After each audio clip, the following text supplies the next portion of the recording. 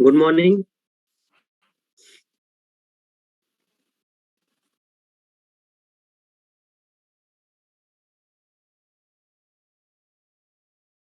Voice clear?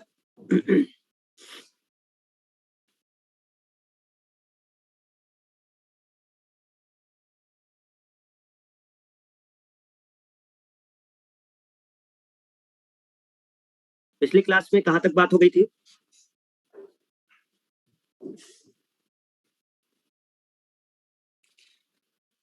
इसकी बात कर लिए थे हम लोग,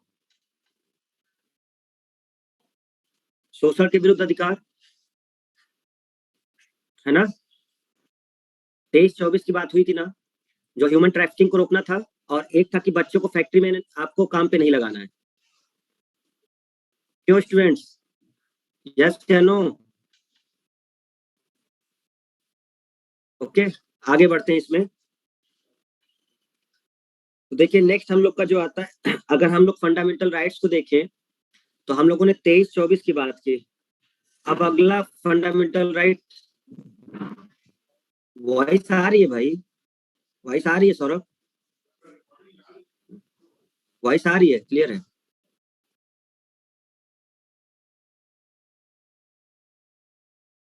वॉइस आ रही है ना?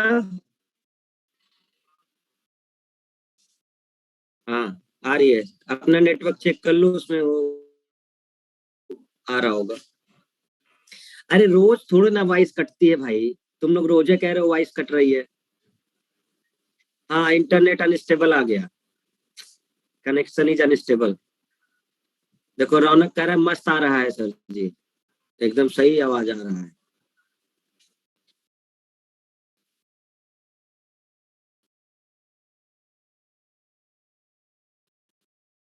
हम लोगों ने क्या देखा स्टूडेंट्स के, अगर हम लोग बात करते हैं तो समानता का अधिकार की बात हो गई है हमारी। ठीक है, समानता के अधिकार की बात हो गई। दूसरा किसकी बात हो गई है?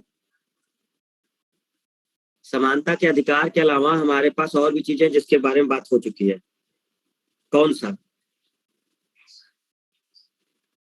स्वतंत्रता का अधिकार, और शोषण वाला जो था वो भी हो चुका है बात। क्लियर है? इनके बारे में हम लोग डिस्कशन कर चुके हैं।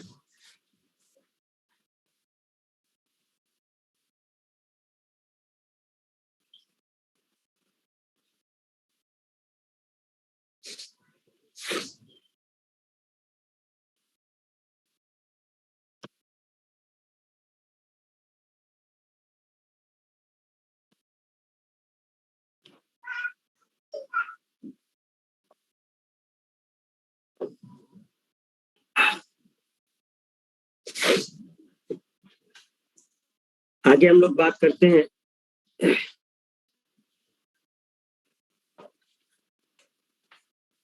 धार्मिक स्वतंत्रता का अधिकार, इसके बारे में हम लोग बात करेंगे।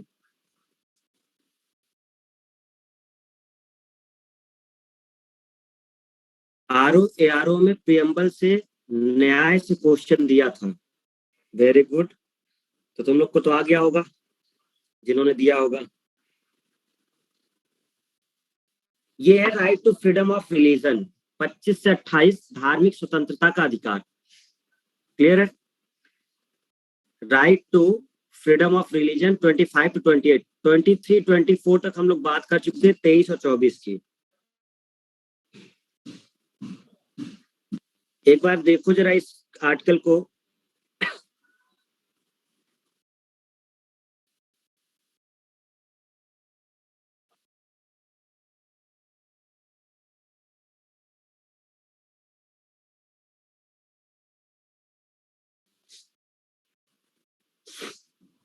ठीक है, इसमें क्या करेंगे हम लोग? देखो, बहुत सिंपल सी बात चल रही है।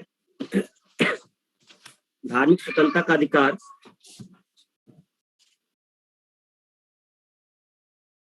आर्टिकल 25, 26, 27 और 28, 4 आर्टिकल के अंतर्गत हम इसकी बात करते हैं। आर्टिकल 25 हमें क्या बताता है? अंतःकरण की स्वतंत्रता, अंतःकरण की स्वतंत्रता। शॉर्ट में याद करना है तो आप ऐसे याद कर लो, अंतःकरण की स्वतंत्रता जो है वो आपके आर्टिकल 25 में है। 26 में क्या बता रहा है, धार्मिक मामलों के प्रबंध की स्वतंत्रता। 27 में बता रहा है धार्मिक अभिवृत्ति के लिए कर समुदाय की स्वतंत्रता, मतलब टैक्स इम्पोज नहीं करना। 28 में बता रहा है कि कुछ शिक्षण संस्थान है उसमें धार्मिक शिक्षा या धार्मिक उपासना में उपस्थित होने के बारे में स्वतंत्रता। इसको हम लोग डिटेल में भी देखते हैं। तो पहले तो आपको ये याद कर लेना है 25 में क्या बात की गई है, freedom of conscience and free profession, practice and propagation of religion. एक बार इसको पढ़ लो जो सेंटेंस है, फिर हम समझा रहे कि क्या है ये। 26 कहता है freedom to manage religious affairs. 27 कहता है freedom from taxation for promotion of religion. 28 कहता है freedom from attending religious instructions. एक बार इसको रिवाइज करिए जरा।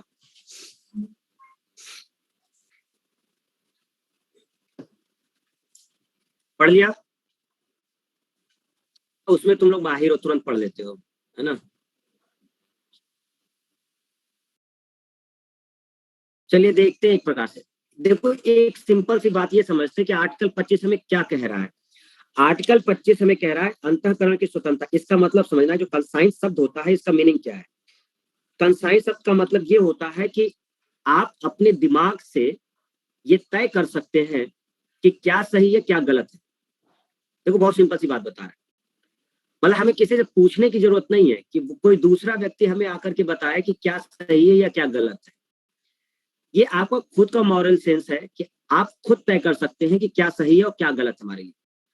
कंसाइंस का मतलब ये होता है, जैसे अगर कोई आपसे कहे कि आप इस धर्म को मानिए, तो वो क्यों कहेगा भाई धर्म मानने के लिए? आपका खुद दिमाग है, आप खुद सोच सकते हैं कि हम किस धर्म को माने। आप खुद तय कर सकते हैं, किसी के फोर्स से नहीं। तो आर्टिकल 25 आपसे ये कहता है कि अंतःकरण की स्वतंत्रता मतलब की स्वतंत्रता देता है। आपका जिससे कांटेक्ट हो जाए, जिस भगवान से, आप उस भगवान से कांटेक्ट कर लीजिए। कई लोग को लगता है कि बजरंग बली की पूजा करेंगे तो बजरंग बली जल्दी हमारी सुनेंगे। कुछ लोग सोचते हैं कि महादेव भोलेनाथ वो जल्दी सुन लेते हैं, वो उनकी पूजा करें। कुछ लोग सोचते हैं दुर्गा माता की पूजा करनी है, वो करें। जो जिसको मानना चाहता है वो उसको माने, कोई रिस्ट्रिक्शन नहीं है। आर्टिकल 25 सीधे कहता है अंतःकरण की स्वतंत्रता मतलब आप अपने अंदर की आवाज सुनिए, आपको किसको मानना है। जैसे हम लोग कहें भगवान एक ही है लेकिन उनको मानने के तरीके अलग अलग हैं, लोग अलग अलग तरीके से करते हैं। मीराबाई कृष्ण की पूजा कर रही है लेकिन उनको पति रूप में मान के कर रही है। क्लियर है? अब भगवान कृष्ण की पूजा वो कर रही है, तो अब वो किस रूप में मानती ये उनका विचार है। वो उनको पति रूप में मान के पूजा कर रही है, ये उनके अंतःकरण की बात है, उनके कंसाइंस है, उनकी मॉरल सेंस है कि क्या सही है क्या गलत है। आप नहीं बताएंगे कि आप उनको अपने पति रूप में क्यों मान रहे हैं। दूसरा अगर हम देखें रामकृष्ण परमहंस जी को, तो रामकृष्ण परमहंस माँ काली की पूजा करते थे, लेकिन वो उनको माता मानते थे, वो उनको अपने को उनका सेवक मानते थे, तो वो एक सेवक के रूप में करते थे। कई लोग गाय की पूजा कर रहे हैं, तो आप फोर्स नहीं कर सकते कि भैया गाय की पूजा क्यों कर रहे हो। वो आदमी फ्री है इस चीज के लिए। आप किसी की पूजा करिए, पहाड़ की पूजा करिए, आप प्रकृति की पूजा करिए। मुस्लिम धर्म में जाओगे वो मूर्ति पूजा को नहीं मानते, तो आप ये मत कहिए उनसे कि भाई आप मूर्ति पूजा को क्यों नहीं मानते। ये उनकी बात है भाई, वो नहीं मानते, ठीक है ना, कोई इसके लिए वो स्वतंत्र है। आप अपनी मूर्ति पूजा करना चाहते हैं, आप स्वतंत्र हैं। तो आर्टिकल 25 का मतलब यही है, आप अपने अंतःकरण की बात समझिए, क्या सही है क्या गलत आप ये तय कर सकते हैं, कोई आपको इससे नहीं रोक सकता। आर्टिकल 25 ये कहता है आपसे, ठीक है। तो फ्रीडम ऑफ कंसाइंस का मतलब आपको क्लियर हुआ। तो वही बात हमने इसमें लिख दी है ताकि आपको डिटेल में समझ में आ जाए जब पढ़ो। तो क्या कहेगा ये, हमारी मोरल सेंस है जो हमें गाइड करती है कि क्या सही है और क्या गलत, क्या हम खुद तय कर सकते हैं। मॉरल सेंस के आधार पर हम खुद डिसाइड कर सकते हैं कि हम गॉड के साथ कैसा रिलेशन रखना चाहते हैं, कि भगवान को हम किस रूप में पूजना चाहते हैं। ये हमारी मॉरल ड्यूटी हो सकती है। एग्जाम्पल दे दिया है जिससे आपको कोई दिक्कत ना हो, नोट्स पढ़ो सब समझ में आ जाएगा। मीराबाई श्री कृष्ण को अपने पति रूप में पूजती थी, रामकृष्ण परमहंस माँ काली की भक्ति उनके सर्वेंट के रूप में करते थे। कुछ लोग मूर्ति पूजा में विश्वास रखते हैं, तो कुछ लोग गाय की पूजा करते हैं, जबकि मुस्लिम लोग मूर्ति पूजा नहीं करते। तो ये सबकी अपनी अपनी कंसाइंस है, अपना अपना विचार है कि वो किसको किस रूप में मानना चाहते हैं। इसके लिए आप किसी को फोर्स नहीं कर सकते।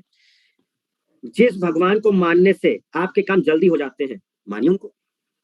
हो सकता है पेपर देने जा रहे हो, बजरंगबली से आपने कहा इस बार बस पास करा दीजिए, 1 किलो लड्डू आपको, मान लीजिए आप पास हो गए, तो ठीक है भाई, भगवान ने आपकी सुन ली बजरंगबली की। आप ये थोड़ा कहोगे दूसरे से हमारा भगवान मतलब बजरंगबली ने सुन लिया, चलो तुम भी मानो। अरे वो नहीं मानना चाहता भाई, वो कहता है नहीं हमारी बनती नहीं बजरंगबली से। ठीक है, तो अब ये पॉइंट है, ये एक मतलब है अंतःकरण की स्वतंत्रता, कि आपको अपने खुद की सुननी है कि क्या सही है और क्या गलत है, किसी के लिए आप इसको फोर्स नहीं कर सकते। क्लियर है? ये चीज आपको समझ में आ गई। दूसरा समझिएगा, ये जो शब्द यूज किए गए हैं ना, हम थोड़ा सा इसको क्लियर कर दें जिससे आपको पढ़ते समय दिक्कत ना है। जैसे इन्होंने फ्रीडम ऑफ कंसाइंस यूज किया है सब, तो कंसाइंस समझ में आ गया आपको। कंसाइंस का मतलब ही अंतःकरण था, अंतःकरण जो है वो कंसाइंस का मतलब है। तो आप अपने अंदर की आवाज सुन रहे हैं। अब आते हैं हम लोग इन शब्दों पर जो इसमें यूज किया गया है, प्रोफेशन, प्रैक्टिस और प्रोपगेशन। मतलब आप इनको भी कर सकते हैं, कोई रोक नहीं है, आप इसको अपना सकते हैं। ठीक है, प्रोफेशन किस धर्म को आपको मानना है वो मानिए, प्रैक्टिस करिए उसका, और उसको फैलाने का, धर्म को प्रचारित करने का भी, ये भी 25 नंबर आर्टिकल आपको अधिकार देता है। डिटेल में देखते हैं जिससे आपको समझ में आए। देखिए, प्रोफेशन की अगर हम बात करते हैं, प्रोफेशन क्या है, हम जिस भी धर्म को मानते हैं उसे ओपनली और फ्रीली डिक्लेयर कर सकते हैं, चाहे बोलकर या अपने पहनावे से। फिर से समझो, हम कह रहे हैं कि हम जिस भी धर्म को मानना चाहते हैं उस धर्म को हम माने, और हम ये छुप के नहीं, हम ओपनली ये बात बोल सकते हैं, मैं इस धर्म को मानता हूं। आर्टिकल 25 आपको ये पावर देता है। तो आप कह सकते हैं कि हम इस धर्म को मानते हैं, आप पहनावे से किसी को नहीं रोक सकते। कोई अगर केसरिया रंग का पहनता है, कोई गेरुआ वस्त्र पहनता है, तो आप उससे ये नहीं कहेंगे कि आप ये वस्त्र पहन के क्यों चल रहे हैं। आर्टिकल 25 में साफ साफ है आपके पास कि आप जिस भी धर्म को मानते हैं, आप उस धर्म को ओपनली व्यक्त कर सकते हैं, चाहे आप उसको बोलकर करिए, चाहे अपने पहनावे से करिए। इसका मतलब ये है कि कोई टीका लगाना चाहता है तो टीका लगाने के लिए फ्री है। ठीक है, कोई सिखा रखना चाहता है पीछे, वो सिखा रखे, आप मना नहीं कर सकते। कोई टोपी पहन के अगर आना चाहता है वो टोपी पहन के आ सकता है। कोई ऊपर से नीचे तक पूरा एकदम गेरुआ वस्त्र पहन के आना चाहता है, फ्री है वो जिस धर्म को मानना चाहता है वो माने, उसके ऊपर कोई प्रतिबंध इस तरह का नहीं हो। हाँ, कुछ होंगे जिससे कि लोक व्यवस्था ना बिगड़े, वो अलग पॉइंट है जो प्रतिबंधित वाला है। तो अभी आपके पास ये चीजें हैं, तो यही वो 25 में ही इस शब्द को समझा रहे हैं, प्रोफेशन वाले शब्द को, जिसको प्रोफेस कहा जा रहा है। हम ये कह रहे हैं, जो इंग्लिश में, फिर से समझिए भाई, रट तो आप लोगे ही, लेकिन अगर समझ में आ गया तो चीजें बहुत आसान हो जाएंगी। हमने आपसे कहा 25 में वो कह रहा है अंतःकरण की स्वतंत्रता, तो किसी भी भगवान को मानने की आपको स्वतंत्रता है, जिस रूप में आप मानना चाहते हैं आप उस रूप में मानिए, कोई दिक्कत नहीं है। दूसरा वो कह रहे हैं कि आप धर्म के अबाध रूप से मानने, ये अबाध रूप से मानने का मतलब ही प्रोफेशन है, कि आप किसको मान रहे हैं, मतलब कोई प्रतिबंध नहीं है, छुप के मत मानिए, आप सीधे बोलिए मैं इस धर्म को मानता हूं, कोई शर्मिंदगी नहीं है इसमें। तो प्रोफेशन का मतलब ये है आपका धर्म के अबाध रूप से मानने का। अगला वो कह रहे हैं आचरण करने, तो आचरण करने का मतलब है आपका, कहते हैं आचरण करना। ठीक है, और जो प्रचार करना होता है, वो प्रचार करने का मतलब होता है प्रोपगेशन, हम प्रचार करना चाह रहे हैं उसका, अपने धर्म का। ठीक है, तो 3-4 शब्द आपको पहले आर्टिकल में देखने को मिलते हैं। पहला कौन सा? कंसाइंस, अंतःकरण। दूसरा कौन सा? प्रोफेशन, उसको मानने का। तीसरा आपको कौन सा? प्रैक्टिस, यानी उसका अनुकरण करने का। चौथा आपको क्या मिलता है? प्रोपगेशन, अपने धर्म को फैलाने का। ठीक है, ये कुछ पॉइंट्स आपको देखने को मिलते हैं। अंतःकरण समझ में आ गया आपको, प्रोफेशन क्लियर हो गया। प्रोफेशन का मतलब ये है कि अगली बार से जो आप लोग हैं, कोई बात नहीं, ठीक है, कल से आइए, टीका लगाइए, जिसको टोपी पहनना वो करे, जो जिसको जो करना है वो करिए। जींस नहीं पहनना मत पहनिए, जो पहन के आना है पहनिए, लेकिन मतलब डिसेंसी में आइए। इसका मतलब ये नहीं कि पहन, हमने बोला तो सर ने कहा कि पहन के आइए तो बस चल दिए। देखो एक और चीज है, आप लोग अगर सोचते होंगे कि स्कूल वगैरह में सर ड्रेस क्यों रखा गया था, यूनिफॉर्म क्यों रखा गया था, मतलब यूनिफॉर्म क्यों रखा जाता है, तो यूनिफॉर्म इसीलिए रखा जाता है कि सब लोग एक प्रकार से रहें। अभी छूट दे दी जाए तो भैया बस, फिर देखो यूनिफॉर्म कैसे मिलने वाले हैं आपको स्कूल में। लड़कों का तो तब भी चल जाएगा, लड़कियां तो जो तितलियां बन के आएंगी कि पूछो मत, है ना, हो चुकी पढ़ाई फिर। तो पता चला लंच के पहले कोई और यूनिफॉर्म है, लंच के बाद उन्होंने एक तो और कोई यूनिफॉर्म दे रखा है, तो लड़कियों का अलग चलेगा, तो बच्चे गए पढ़ने और हो गई उनकी पढ़ाई। तो इसलिए कुछ चीजें हैं कि जो मतलब लिमिटेशन में है, तो ये सब चीजें ध्यान रखी जाती हैं। तो जो प्रोफेशन है, यानी कि हम उस धर्म को ओपनली व्यक्त कर सकते हैं, बोल कर सकते हैं, और अपने पहनावे से भी कर सकते हैं। ठीक है, कोई वो नहीं, अगर कोई ऐसा करने से आपको रोकता है तो आपका अधिकार है कि आप, ये आपके मूल अधिकार का हनन माना जाएगा। सिंपल सी बात है, ठीक है ना। चलिए आते हैं प्रैक्टिस पर। हम अपने रिलीजन को प्रैक्टिस करते हुए रिचुअल, सेरेमनीज या रिलीजियस वर्शिप को पब्लिकली एग्जिबिट कर सकते हैं। कहने का मतलब ये है कि जैसे अब जिस धर्म को आप मानते होंगे, मान लो आप हिंदू धर्म को मानते हैं, तो हिंदू धर्म में बहुत सारे रिचुअल्स है ना, बहुत सारे रीति रिवाज है ना, हर त्योहार पे अपना अपना रीति रिवाज है ना। मान लीजिए दुर्गा पूजा हो रही है, तो दुर्गा पूजा के अपनी रिचुअल्स हैं, क्लियर है, ठीक है। दशहरा का है तो वो अपना चल रहा है, होली है आप उस पर चल रहे, तो जो भी रिचुअल्स है आप उसको मान सकते, कोई रोक नहीं सकता उस पर। आरती करनी है तो आप आरती करिए, कोई दिक्कत नहीं है। तो प्रैक्टिस करने का मतलब कि आप उसको अनुकरण करते हैं। हाँ, ये जरूर ध्यान रखना है कि जिस धर्म को आप मानते हैं, अब जैसे मान लीजिए कि आप मुस्लिम धर्म को, आपने कहा कि प्रैक्टिस करनी है, आप मुस्लिम धर्म में गए, लेकिन अगर आप मुस्लिम धर्म में गए तो फिर आप उनको उनके रिचुअल्स को फॉलो करना पड़ेगा जो वो करते हैं। अगर नमाज पढ़नी है तो 5 टाइम पढ़नी है तो आप पढ़िए, क्लियर है, जो उनके लिए होगा। कुर्ता पैजामा पहन के जाना है तो पहन के जाइए, पूरे शरीर को ढक के जाना है तो ढक के जाइए, मतलब रिचुअल्स उनके फॉलो करने पड़ेंगे। तो आप जो भी धर्म को मानते हैं, आप उसके रिचुअल्स फॉलो करने के लिए, रीति रिवाज को फॉलो करने के लिए फ्री है, ये है उसका मतलब। अब कोई ये कहता है मैं तो बहुत मॉडर्न हूँ, मैं हिंदू धर्म का हूँ, मैं ये नहीं मानता, मैं वो नहीं मानता, तो धर्म का मतलब ये नहीं होता। धर्म का मतलब समझ लीजिए, एक्चुअल में धर्म का मतलब क्या है, द वे ऑफ लाइफ,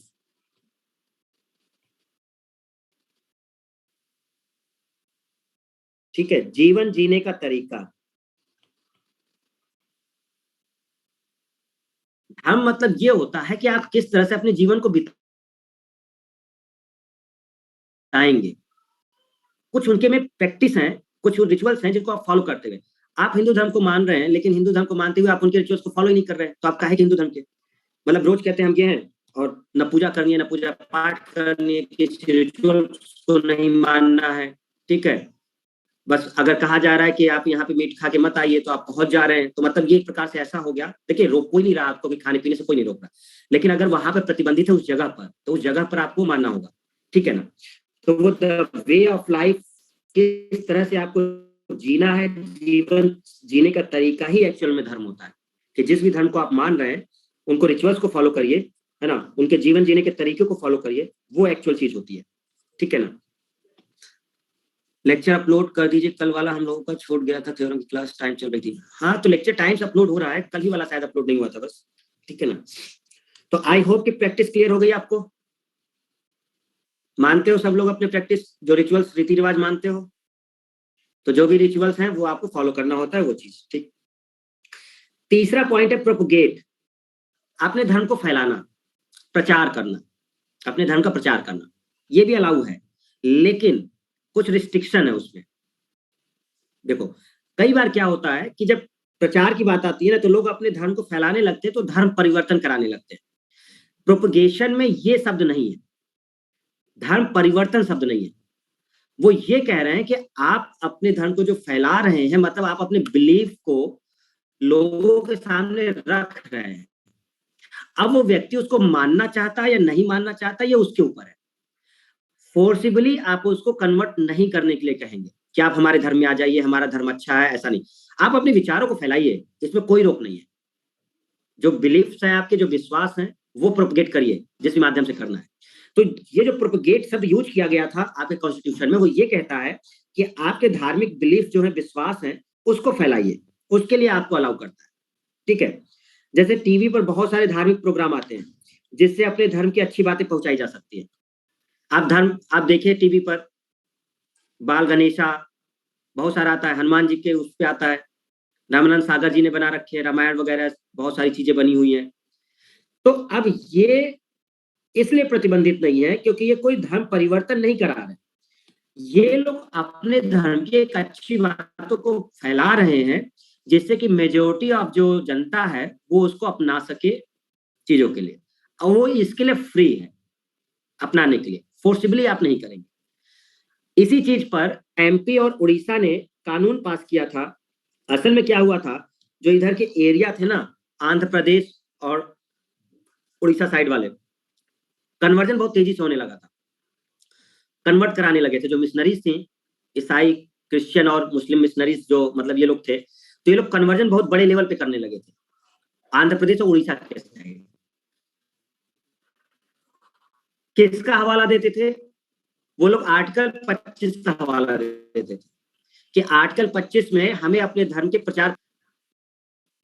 तो इसको देखते हुए एमपी और जो उड़ीसा है इन लोगों ने कानून पास कर दिया, एक कानून पास किया अपने क्षेत्र में कि धर्म परिवर्तन इलीगल है।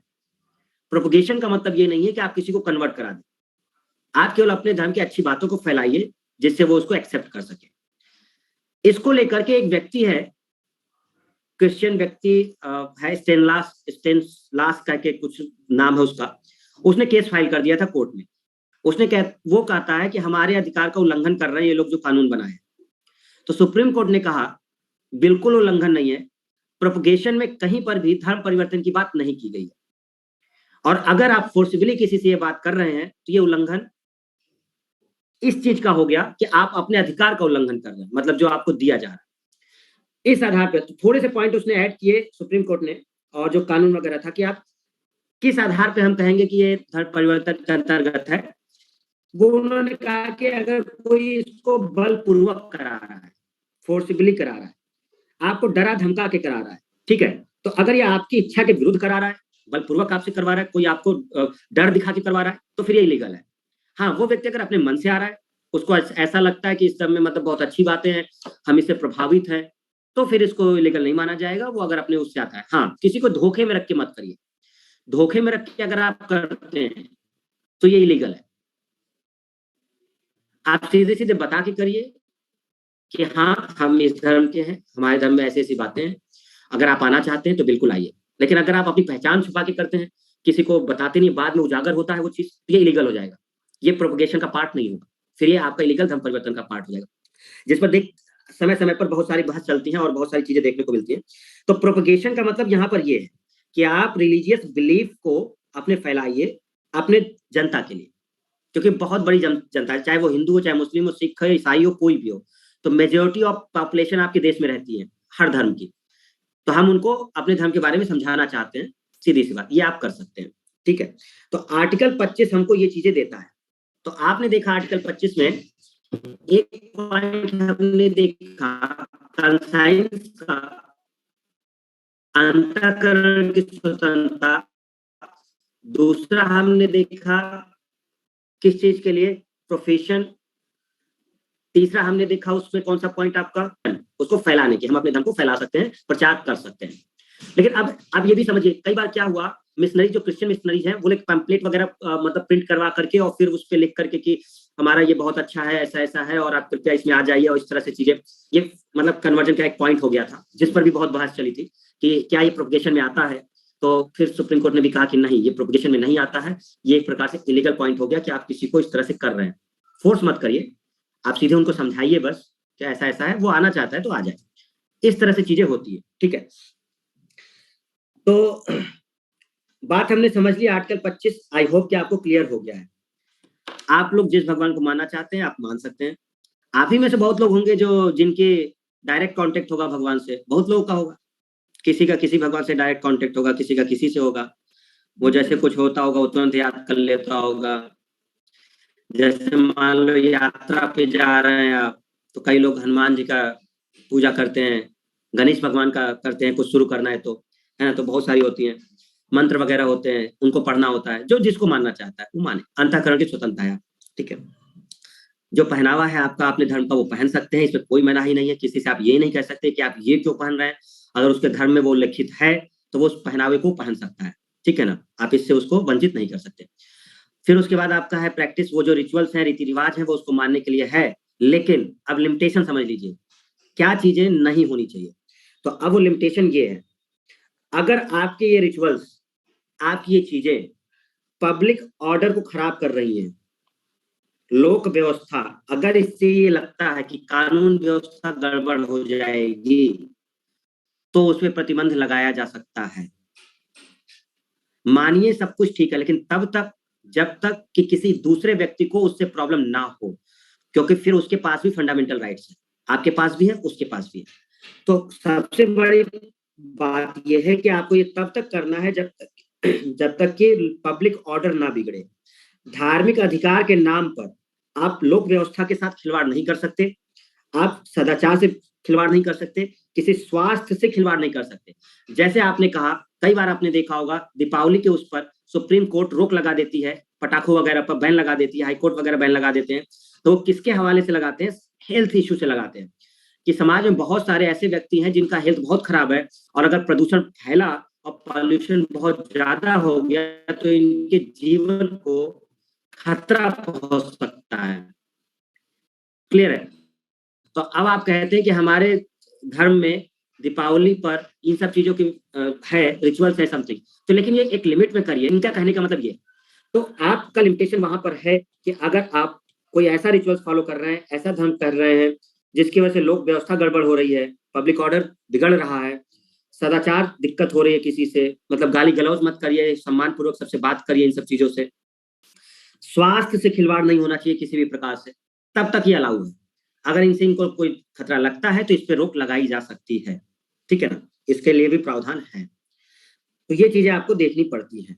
चलिए, आर्टिकल 25 क्लियर हो गया। होली, दिवाली, दारू, गांजा, वाइन, भांग इसी के अंतर्गत बैन किए जाते हैं। हाँ, ये इसी के अंतर्गत बैन किए जाते हैं, ठीक है ना, क्योंकि ये उस पर मतलब आते हैं। आर्टिकल 26 पे स्टूडेंट, 25 आपने समझ लिया, आप मानने के लिए स्वतंत्र हो गए। अब आपके लिए क्या आता है? धार्मिक मामलों के प्रबंधन की स्वतंत्रता, freedom to manage religious affairs. Clear है?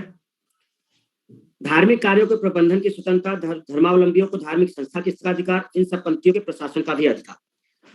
कुल मिला के अगर आप अपने धर्म को मानते हैं और उसको फैलाते हैं तो आप धार्मिक संस्था खोल सकते हैं अपनी, इसमें कोई रोक नहीं है।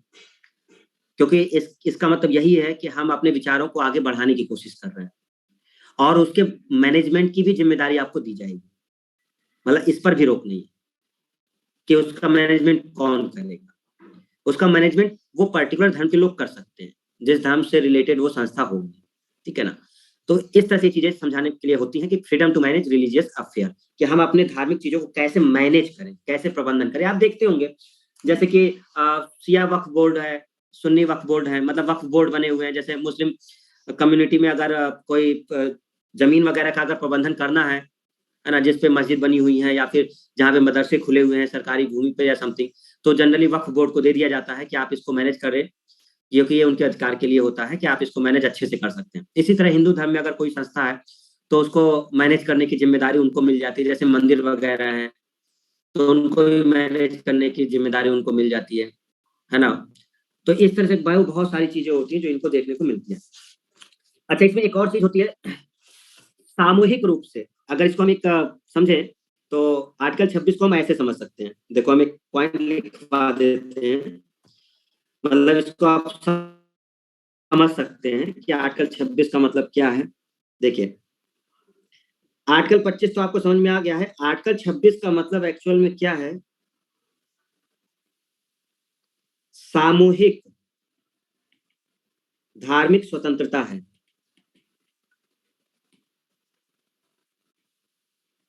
इसी के तहत यज्ञ, हवन, सड़क पर नमाज पढ़ने की अनुमति है।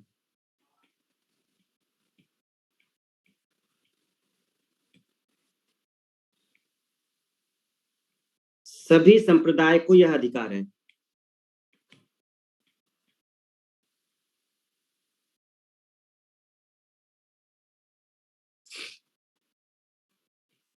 कि वे धार्मिक उद्देश्यों के लिए संस्थानों की स्थापना कर सकते हैं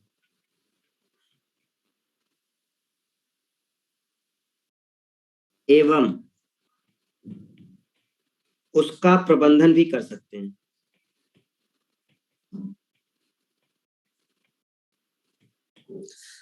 मतलब समझिए, आर्टिकल 26 आपको एक सामूहिक रूप से मनाने की स्वतंत्रता देता है। आप इसको अगर समझे तो यहाँ पे सामूहिक की बात होती है।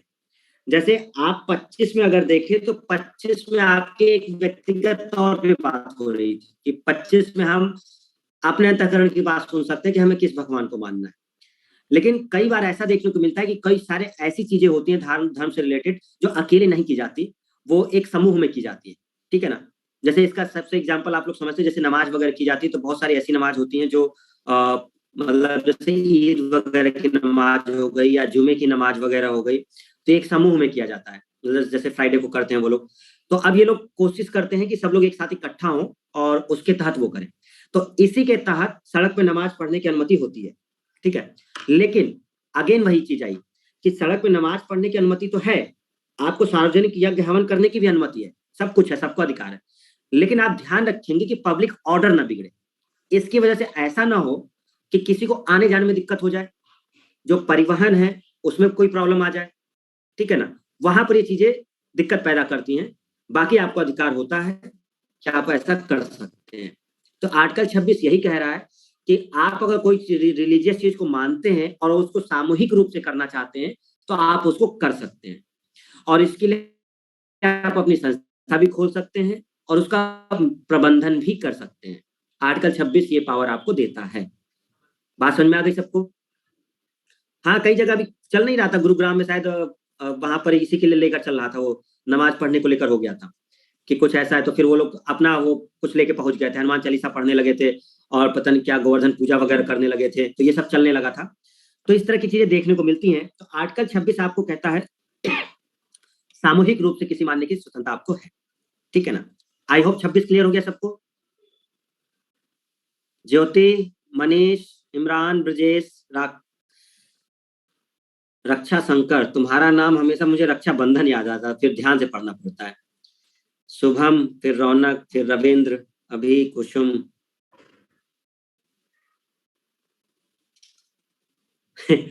रोड पर यज्ञ हो सकता है क्या सर? अरे, रोड पर यज्ञ करो, मनाही नहीं है, कर सकते हो। लेकिन ध्यान रखना कि पब्लिक ऑर्डर ना बिगड़े। मतलब अभी इसका मतलब ये नहीं होता कि रोड के बीचों बीच बैठ जाओ बिल्कुल, कि रोड के बीचों बीच बिल्कुल बना लिए यज्ञ वेदी और सब लोग घेर लिए पूरे उसमें, ना गाड़ी इधर से जा रही है ना गाड़ी उधर से जा रही है। इसका मतलब ये नहीं होता है। आप देखते हैं कि दुर्गा पंडाल वगैरह लगाए जाते हैं, लेकिन कोशिश की जाती है कि वो सड़क के थोड़ा सा किनारे लगाए जाए, जिसमें लोग आते जाते रहें और इससे प्रॉब्लम। बहुत सारी दुर्गा पंडाल है जो आपके रोड पर बनाए जाते हैं, लेकिन वो कोशिश की जाती है कि वो मेन रोड पर ना आ जाए, मतलब थोड़ा सा उससे किनारे लगाए जाए। ये अनुमति है आपके, इसी वजह से तो आप लगा पाते हैं, नहीं तो आप दुर्गा पंडाल लगा ही नहीं पाएंगे, तुरंत उसको बाहर कर दिया जाएगा उस चीज को। तो आर्टिकल 26 में आप किसी चीज को मानते हैं तो धार्मिक रूप से उसको करने की अनुमति आपको है, लेकिन आपको ध्यान रखना है कि किसी दूसरे व्यक्ति को वो प्रॉब्लम्स ना हो, इसका भी ध्यान रखना है आपको। ठीक है ना, ये चीजें होती है। अब सपोज करो कोई कह रहा है कि भैया हम आरती करना चाहते हैं दुर्गा पंडाल में, तो रोक नहीं सकता वो आपको। आप सामूहिक रूप से जाकर के 5-6 लोग मिलिए, आरती करिए, कोई दिक्कत नहीं। लेकिन फिर वही नहीं, हम 20 लोग जाएंगे बिल्कुल रोड पे खड़े होके करेंगे, तो अब ये दिक्कत है। यहाँ पर चीजें थोड़ी सी प्रॉब्लम क्रिएट करती है। ठीक है ना। तो आर्टिकल 26 आपको क्लियर हो गया। 25 क्लियर हुआ, अंतःकरण की स्वतंत्रता, भगवान को मानने की स्वतंत्रता है आपको, पहनावे की स्वतंत्रता है आपको, जो भी रखना चाहे, तिलक रखना चाहे तिलक रखिए। ठीक है ना। दाढ़ी जितनी बड़ी बढ़ानी है बढ़ा लीजिए, कोई दिक्कत नहीं है। इसी के तहत सिख जो लोग हैं, आपको पता है 25 आर्टिकल 25 के तहत ही सिख लोगों को अपना कृपाण धारण करने की अनुमति है। उन दाढ़ी वो रख सकते हैं, उनके लिए आप मना नहीं कर सकते। पगड़ी वो रख सकते हैं, उसके लिए आप मना नहीं कर सकते।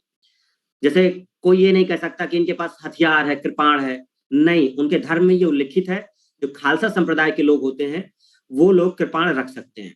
बट उस कृपाण का यूज ये गलत नहीं करेंगे, क्योंकि ये उनके धर्म का एक अंग है कि इसको उनको धारण करते हैं। धर्म मतलब एक धारण करना, तो वो उसको धारण करते हैं, लेकिन अब किसी को मारने के लिए उसका प्रयोग वो नहीं करेंगे। जैसे 5 चीजें उनको बताई गई हैं, केस, कड़ा, कच्छ, और इस तरह से उनको डिफाइन किया गया है कि ये उनके धर्म का अंग है, तो वो इसको फॉलो कर सकते हैं, रख सकते हैं। आर्टिकल 25 उनको अनुमति देता है इस चीज की, ठीक है।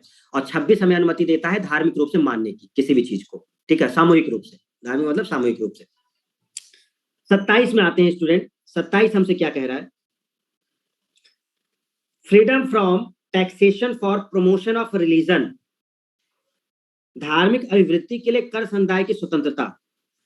इसका नीचे वाला लाइन पढ़ोगे तो शायद हमें लगता है कि अपने आप ही क्लियर हो जाएगा, इसको हमें पूरा समझाने की जरूरत नहीं पड़ेगी।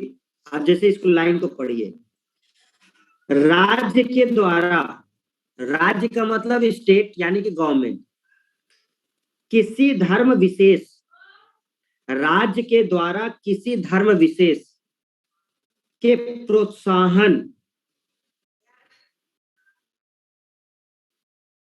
के लिए किसी प्रकार का टैक्स नहीं किया जाएगा, परंतु किसी विशेष उद्देश्य से जो उस धर्म से संबंधित हो उसके लिए शुल्क वसूला जा सकता है। मतलब ऐसा समझिए, गवर्नमेंट ये नहीं कह सकती कि जैसे मान लो कि हिंदू धर्म है, वो कह रही है कि हम आपका उत्थान करना चाहते हैं, इस वजह से हम आपसे टैक्स ले रहे हैं और आप टैक्स दीजिए सब लोग धर्म के नाम पर। ये काम वो नहीं कर सकती। मुस्लिम लोगों से ये नहीं कहा जा सकता कि आपके लिए हम बहुत बड़े मदरसे बनवा रहे हैं, ये सब कर रहे हैं, ऐसा कर रहे हैं, और ये सब चीजें आप कृपया इसके टैक्स दीजिए। नहीं, ये आपकी जिम्मेदारी है। ये आपकी जिम्मेदारी है कि आप उनको समाज में उचित स्थान दें। उसके लिए जो भी आपको करना है उस गवर्नमेंट को करना होगा, इसके लिए आप उसके ऊपर एक्स्ट्रा टैक्स नहीं लगा सकते। लेकिन कोई विशेष उद्देश्य है, जैसे हज की यात्रा, तो हज की यात्रा जो गवर्नमेंट करवा रही है, जो अनुमति दे रही है, तो उसके लिए वो जो शुल्क वसूलती है उसे टैक्स नहीं कहेंगे, उसे फीस कहेंगे। उसको फीस कहा जाता है। ये फीस इसलिए ली जा रही है क्योंकि आपके सुरक्षा भी देखना है, उनको हर तरह की सुविधाएं प्रदान करनी है, इस वजह से ये आपसे वसूला जाता है। हिंदू धर्म में देखोगे, मानसरोवर की यात्रा कराई जाती है, कैलाश मानसरोवर की यात्रा होती है, जो एक होता है, उसके लिए आपको वो फीस वसूलते हैं। टैक्स उसको ना करके आप उसको एक शुल्क कहेंगे, एक प्रकार से फीस कहेंगे। क्यों? क्योंकि मानसरोवर की यात्रा में खर्च बहुत होता है। गवर्नमेंट को आपको हर तरह से प्रोटेक्शन देना होता है, क्योंकि उस पर आतंकवादी हमला होने का खतरा बना रहता है। तो उनकी व्यवस्था देखनी होती है, उनको सुरक्षा देनी होती है, आर्मी शामिल होती है। इन सब चीजों को मैनेज करने के लिए एक फीस बस के दायरे में नहीं रखते कि किसी धर्म के प्रमोशन के लिए वो टैक्स लगा रहा है। तो वही वो बात कर रहे हैं कि हम किसी धर्म विशेष को बढ़ावे के लिए टैक्स नहीं ले सकते कि हम आपको लाइए टैक्स दे दीजिए तो हम आपके धर्म को ऊपर उठा देंगे। ऐसा आप नहीं कर सकते, इसके लिए वो स्वतंत्र है, आप टैक्स अप्लाई नहीं कर सकते। हाँ, अगर कोई विशेष उद्देश्य के लिए आप उनके लिए करवा रहे हैं, कोई अच्छा काम उनके लिए करवा रहे हैं जो बहुत जरूरी है, जिसपे सिक्योरिटी पे खर्चा होता है, उनके खाने पीने का प्रबंध आपको करना है, जगह जगह पे उनके सराय बनवानी है, मतलब जगहों पे कि वो ठहर सके, तो आप कुछ मामले में फीस वसूल सकते हैं, ये सरकार को अनुमति है। वही हमने आपको बताया, जैसे आपका अच्छा आप देखिए, जैसे राम मंदिर बन रहा है या समथिंग, तो इसमें गवर्नमेंट ने अपना पैसा नहीं, मतलब सरकारी पैसा नहीं लगा है। यहां पर इन लोगों ने क्या मांगा था? इन लोगों ने चंदा मांगा था, इसलिए इन लोगों ने बड़े लेवल पे चंदे की डिमांड करी थी, तो व्यक्तियों ने अपने उससे दिया था। अब यहाँ पे अगर चीफ मिनिस्टर अपने खजाने से अगर ये दे दे गवर्नमेंट से, तो क्वेश्चन अराइज हो जाएगा तुरंत। अब ये हो जाएगा, ये प्रमोशन कर रहे हैं, अपने धर्म को बढ़ावा दे रहे हैं। तो आप देखिए, इन्होंने अपने विधायक निधि से पैसा दिया था, गवर्नमेंट के खजाने से नहीं दिया है। विधायक जो एक इनका विधायक फंड होता है, ये उन्होंने उससे पैसा दिया हुआ है। अब वो 1 लाख दे, वो 3 लाख दे, वे उनके ऊपर है। जो उनको विधायक निधि में पैसा मिलता है उसके तहत देना।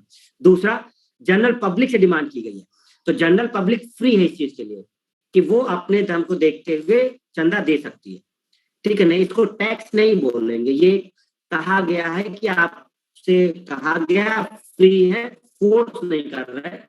आपको पैसा देना है आप दीजिए, नहीं देना है आप मत दीजिए। अब ये व्यक्ति के ऊपर है कि वो उस पर देना चाहता है या नहीं देना चाहता है, ये इस चीज के लिए। तो किसी के ऊपर हिंदू धर्म के लिए हम बढ़ावा दे रहे हैं, हम एक तो टैक्स बढ़ा रहे हैं, सभी नागरिकों को देना है, आप नहीं कर सकते। ये चीज के लिए फोर्स किसी को आप नहीं कर सकते, ठीक है। तो ये बहुत सारी चीजें हैं जो आपको आर्टिकल 27 में बताया जा रहा है कि आप अपनी अगर धर्म की वृद्धि करना चाहते हैं तो उसके लिए आप कर नहीं दे लगा सकते, फोर्स नहीं कर सकते, इस चीज के लिए वो व्यक्ति स्वतंत्र है, ठीक है ना। टैक्स अप्लाई आप नहीं कर सकते उसके ऊपर। हाँ, फीस वसूल सकते हैं अगर आपने कोई उसकी सुविधा देनी है, कोई विशेष उद्देश्य है उसका, क्योंकि हज एक पॉइंट हो गया जो कराना जरूरी हो जाता है, क्योंकि उस धर्म के लोग को वो करना है। मानसरोवर की यात्रा एक पवित्र यात्रा मानी जाती है जो हिंदू धर्म में है, उसको कराने के लिए उसकी सुरक्षा को देखते हुए तो एक फीस वसूलते हैं जो आपको देना होता है, नॉर्मल सा पॉइंट है, ठीक है ना। तो ये चीजें आपको समझ में आनी चाहिए। तो हमने काफी डिस्क्राइब कर दिया है जिससे आपको बिल्कुल खुद पढ़ के समझ जाओ, किसी से पूछने की जरूरत नहीं है, आपको केवल एक लाइन पढ़ाई जाती है, लेकिन हमने आपको डिस्क्राइब कर दिया कि आप खुद से अगर नोट्स को पढ़ें तो भी आप समझ जाएंगे कि इस आर्टिकल में क्या कहा गया है। क्लियर है, समझ में आ गई सबको बात? हेलो, ठीक है, आगे बढ़ते हैं इसमें। आर्टिकल 28 आपसे क्या कहता है? आर्टिकल 28 आपसे कहता है कुछ शिक्षण संस्थाओं में धार्मिक शिक्षा या धार्मिक उपासना में उपस्थित होने के बारे में स्वतंत्रता। इसको हम दूसरे शब्द में समझा देते हैं, थोड़ा सा आसान कर देते हैं जिससे आप ये थोड़ा क्लियर हो जाए। आर्टिकल 28 हमसे क्या कहता है कि आर्टिकल 28 हमें कहता है कि सरकारी धन से चल रहे संस्थानों में धार्मिक शिक्षा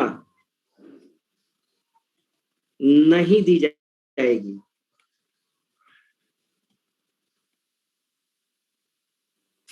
अगर कोई ऐसा है पॉइंट जिसमें गवर्नमेंट डायरेक्ट उसमें इन्वॉल्व है, सरकार उसको एड दे रही है, सहायता दे रही है, पैसा लगा रही है उसमें, तो ये उस संस्थान का धर्म बनता है, उसका एक कर्तव्य बनता है कि वो किसी एक विशेष चीज को बढ़ावा ना दे। जैसे अगर मान लीजिए आप स्कूल में जा रहे हैं और प्रार्थना हो रही है उसमें, और कोई अगर विशेष धर्म की प्रार्थना करवा रहा है और वो आपसे फोर्स कर रहा है कि आप इसको करिए, तो आर्टिकल 28 का मतलब ये नहीं है।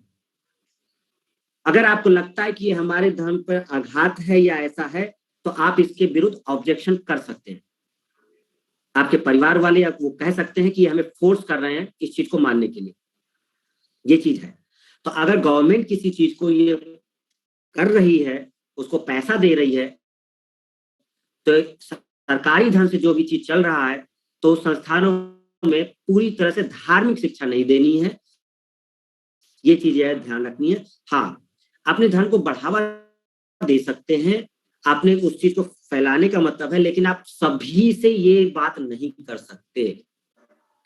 अगर वो व्यक्ति, देखो इसी को लेकर के लोग सुप्रीम कोर्ट भी चले जाते हैं। जैसे मान लो बार बार अगर होता है कि जैसे हिंदू कोई कुछ और मुस्लिम पहुंच गया उसमें, जैसे कोई मुस्लिम कैंडिडेट है, मुस्लिम छात्र है, और बार बार आप प्रार्थना जो हिंदू धर्म की करवा रहे हैं, तो वह मुस्लिम धर्म का ऑब्जेक्शन कर देगा कि भैया हमारे इसमें तो है नहीं, आप ये प्रार्थना कर रहे हैं, तो वो स्वतंत्र है, ठीक है। वो नहीं करना चाहता है तो कोई बात नहीं, फोर्स नहीं करेंगे आप उसके लिए, ठीक है ना, ये चीज है। तो सरकारी धन से चल में देखा होगा कि आप अपने स्कूल में रामायण वगैरह, महाभारत वगैरह या जो धार्मिक ग्रंथ वगैरह हैं वो नहीं पढ़ाए जाते, ठीक है ना। वो आपको ये नहीं है, इसी पे बवाल चल रहा था कि जब माइनॉरिटी जो अल्पसंख्यक समुदाय के जो संस्थान है उसमें जब वो पढ़ा सकते हैं, उनकी शिक्षा दी जाती है। माइनॉरिटी के लिए एक अलग प्रावधान है, 2930 में है, उनके लिए एक आर्टिकल और बना हुआ है 29 और 30 कि जो माइनॉरिटी कम्युनिटी होती है वो अपने संस्थान खुद के बना सकते हैं और उसमें वो शिक्षा दे सकते हैं।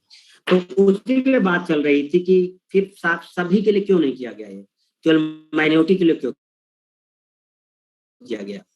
सभी धार्मिक संस्थानों में, मतलब संस्थानों में आप कर दीजिए धार्मिक शिक्षा। आप एक तरफ कह रहे हैं कि सरकारी धन से जो चल रहे हैं उसमें धार्मिक शिक्षा मत दीजिए, 2930 में आपने अल्पसंख्यकों के लिए बना दिया कि अल्पसंख्यक जो है माइनॉरिटी वो अपने धार्मिक के लिए दे सकते हैं, उनके लिए अपना संस्थान खोल सकते हैं, वो अपने प्रकार की शिक्षा दे सकते हैं, अपना खुद मैनेज कर सकते हैं। और 28 में आप कह रहे हैं कि जो सरकारी धन से चल रहे हैं उनमें धार्मिक शिक्षा नहीं देनी है। तो दो चीजें अलग अलग देखने को मिल रही हैं, इन चीजों में होता है। तो 28 में ये बात हो रही है। तो एक्चुअल में हम लोगों ने देखा आर्टिकल 25 से लेकर स्टूडेंट कहां तक, 25 से लेकर 28 तक हमने देखा हमने। ओके, फंडामेंटल राइट हमारे पास।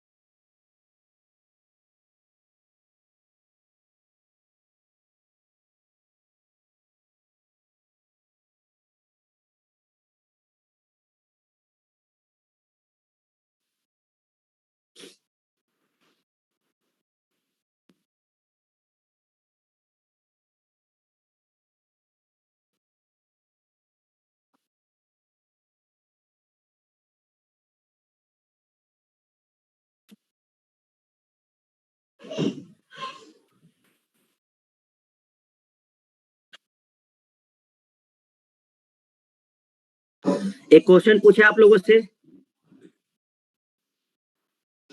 एवरीवन तैयार हो सब?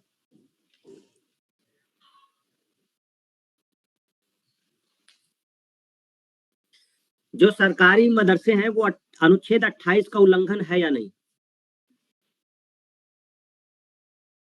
जो सरकारी मदरसे हैं वो अनुच्छेद 28 का उल्लंघन है या नहीं?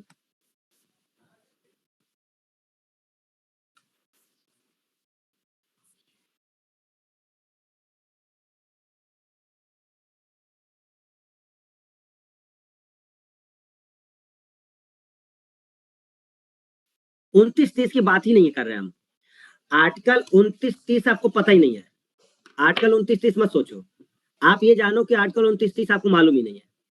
हम केवल आर्टिकल 28 पढ़े हुए हैं बस। हमें 29-30 को मतलब ही नहीं पता है। हम कुछ नहीं जानते 29-30 के बारे में। आप अभी तक केवल 28 पढ़े हैं तो आपको 29-30 मालूम नहीं है। आप इस केवल 28 के आधार पर बताइए, केवल 28 के आधार पर बताइए कि 28 के आधार पर क्या जो सरकारी मदरसे हैं वो अनुच्छेद 28 का उल्लंघन है या नहीं।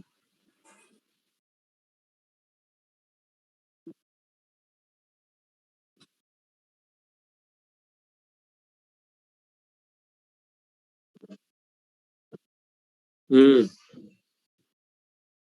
क्या हुआ, सबने आंसर दे दिया?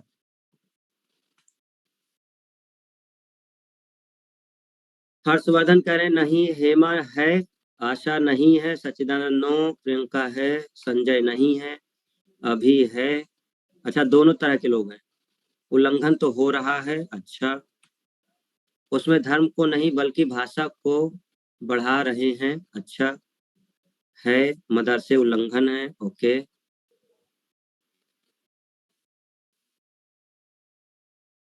नहीं है नहीं है, अच्छा।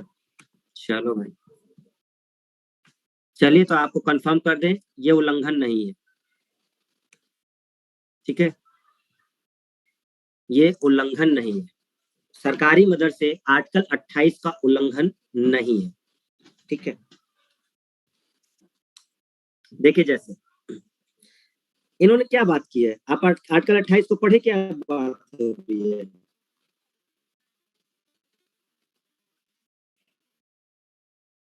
धार्मिक शिक्षा नहीं दी जाएगी।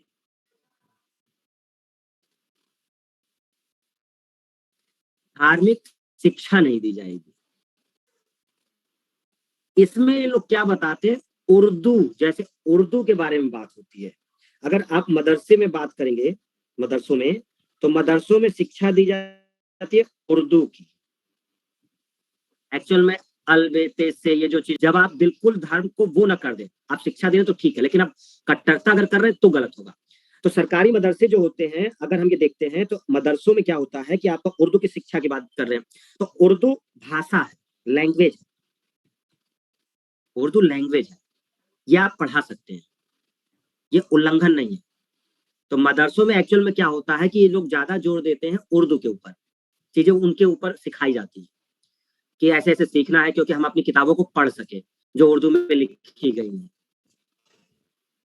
तो मदरसों का मतलब ये समझाया गया है, क्लियर है। लेकिन साथ में ये भी ध्यान देना होता है कि जो स्टूडेंट उसमें पढ़ रहे हैं वो केवल धार्मिक बनकर न रह जाए, वो समाज में थोड़े वैज्ञानिक तरीके से भी उनको शिक्षा दी जाए, मतलब ऐसा भी चीज होता है।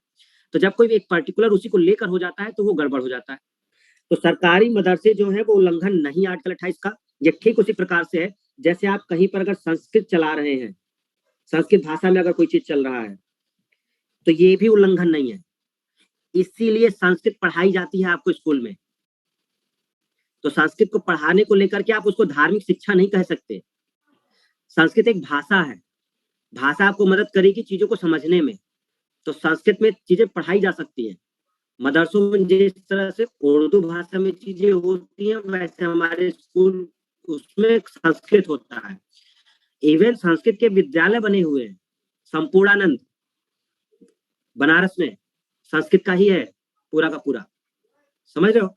तो ये उल्लंघन नहीं है आर्टिकल 28 का, क्योंकि हम इसको धार्मिक शिक्षा से नहीं लेंगे, हम यहाँ पर लेंगे इसको एक लैंग्वेज के आधार पे कि यहाँ पे हमें एक लैंग्वेज के बारे में बताया जा रहा है जो हमें अपने धर्म को समझने में मदद करेगा, ये चीज है। तो ध्यान रखिएगा, कोई आपसे पूछता है तो ये इसका उल्लंघन नहीं है, क्लियर है, इस चीज को ध्यान रखेंगे। ओके, तो आर्टिकल 25 से लेकर आर्टिकल 28 तक, चलिए जल्दी जल्दी सामने आइए, हम आपसे कुछ पूछने वाले हैं, देखें आप लोग के दिमाग में कितना गया है और क्या आप लोग का दिमाग अच्छा सोच रहा है या खराब सोच रहा है, कितना बढ़िया सोच रहा है जी, और या दिमाग में कुछ जा भी रहा है या नहीं जा रहा है, कि भूख लगी हुई है, दिमाग में भूख चल रही है। चलिए बताइएगा जल्दी जल्दी स्टूडेंट्स, धार्मिक स्वतंत्रता का अधिकार आपको किस आर्टिकल के तहत मिला हुआ है, फटाफट। वंदना, पीयूष, अच्छा आ गए क्या सामने सब, बड़े दिन बाद सब लोग के दर्शन हो रहे हैं। कृष्णा, अभी, रविंद्र, कृष्ण, आशीष, आशा, पूजा, ब्रजेश, कुसुम, हेमा, ठीक है कोई बात नहीं, वीडियो ओपन नहीं करना मत करिए, आपकी प्राइवेसी है, आपका अधिकार है भाई, फंडामेंटल राइट है आपके पास, आर्टिकल 19 का उल्लंघन हम नहीं करेंगे, ठीक है कोई बात नहीं। ओके, तो बट आपका कर्तव्य है ना, स्टूडेंट है ना, तो आपका मौलिक कर्तव्य भी तो है, अरे फंडामेंटल राइट है तो कर्तव्य भी तो है कि आप सामने आइए स्टूडेंट की तरह, ठीक है। हाँ चलिए, वेरी गुड। क्वेश्चन पूछे 25 से 28, चलिए आप बताइएगा, धार्मिक जो सामूहिक रूप से धार्मिक आपके जो रिचुअल्स हैं उनको मानने की स्वतंत्रता आपको किस वाले आर्टिकल में, सामूहिक रूप से अगर कुछ मानना है, यज्ञ करवाना है, हवन करवा रहे हैं, आप सड़क में नमाज पढ़ रहे हैं या ऐसा कुछ कर रहे हैं, तो आप जल्दी से बताएंगे हमें कौन से आर्टिकल में आपको ये बताया गया है। 26 में बताया गया है। अब यार ये मत देखो यार, उल्टा सीधा मत लिखो आप लोग, कोई 27, कोई 28, कोई कुछ है। 26 में बताया गया है आपको, 26 में बताया गया है कि आप सामूहिक रूप से अगर कोई चीज मान रहे हैं, रिचुअल्स मान रहे हैं, तो 26 आपको ये पावर देता है कि इस तरह से आप कर सकते हैं, क्लियर है। आपको अपने भगवान को मानने की स्वतंत्रता है। हम जिम जाने वाले हैं, हम फोटो लगाएंगे बजरंग बली की, बिल्कुल लगाइए, ठीक। हमारा शादी ब्याह नहीं हो रहा है, हम 16 सोमवार का व्रत रखेंगे, रखिए, ठीक है। महादेव जैसा पति मिले और जो आदमी है वो रखे, पार्वती जैसी उनको पत्नी मिले, ठीक है ना, रखिए व्रत, बिल्कुल फ्री है आप, ठीक है कोई दिक्कत नहीं इसमें। तो जो अंतःकरण की बात है, अपने अंदर की आवाज जो सुनने वाली बात है, हम भगवान को कैसे मान रहे हैं, वो कौन से आर्टिकल में है, आर्टिकल 25 में है। किसी धर्म को बढ़ावा देने के लिए आप उस पर टैक्स नहीं लगा सकते कि हम आपके धर्म को ऊपर लाना चाहते हैं, आपको हम सबसे बड़ा धन बनवा देंगे, सबसे ऊपर आप ही हैं।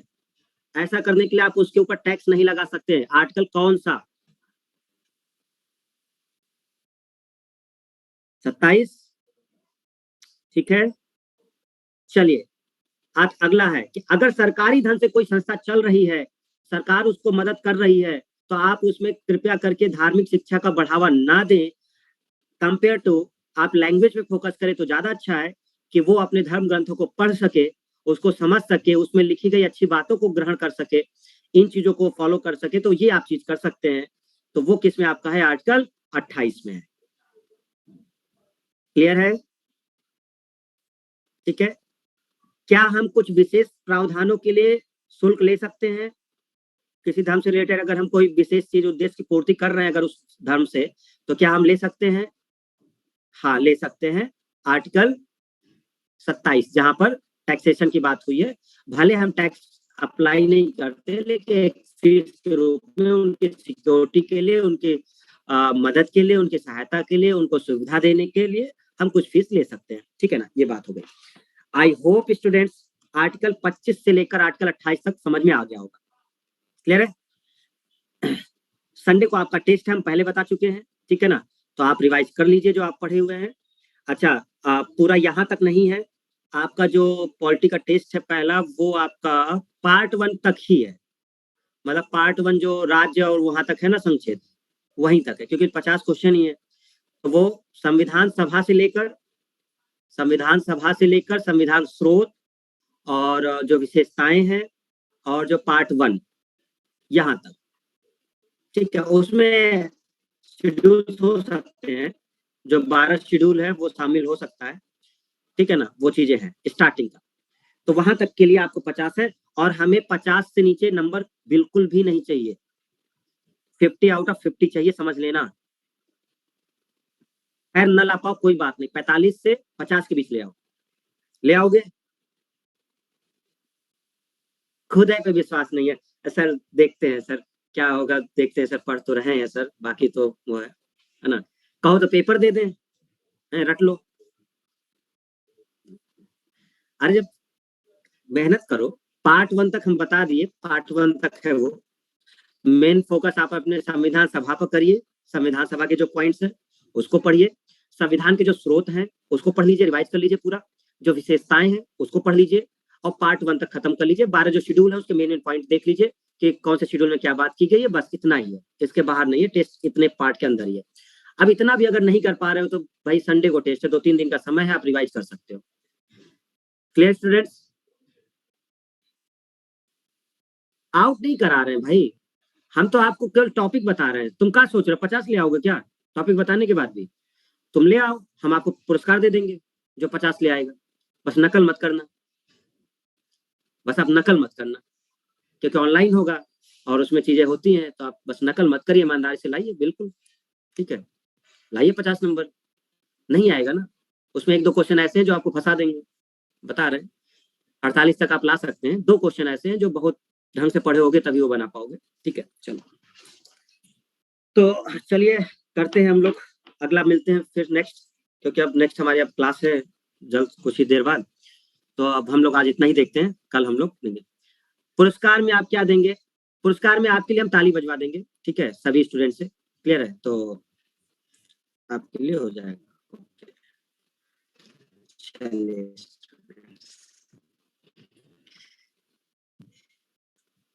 Okay, thank you everyone. कल मिलते हैं, कल तो पार्ट 3 हमारा कंप्लीट हो जाएगा।